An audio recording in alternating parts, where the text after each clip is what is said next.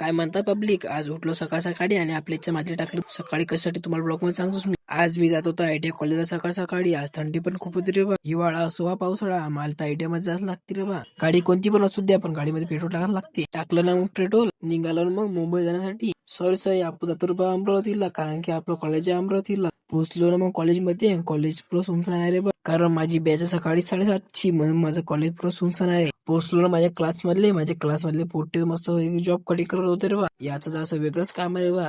तू मुझसे प्यार करती की नाही करती. तुम्हाला तर मग सकाळ सकाळी खूप थंडी राहते. मग माझा मित्र मी निघालो चहा पिण्यासाठी. मग काय पोहोचलो कॅन्टीन मध्ये आणि घेतला चाय पिलो आणि आलो बाहेर. बाहेर पोट्टे मस्त पैकी उभे होते. मग का आपल्याला दिसले ना पोलीस आपल्या आयटीआय मध्ये कशासाठी आले मग आपल्या माहित नाही रे बा. मग का काढली त्यांनी गाडी आणि निघाले बाहेर जाण्यासाठी. मित्र म्हणे जेवण करून घेऊ. मग खोलले डब्बे आणि फिरलो जेवण करण्यासाठी.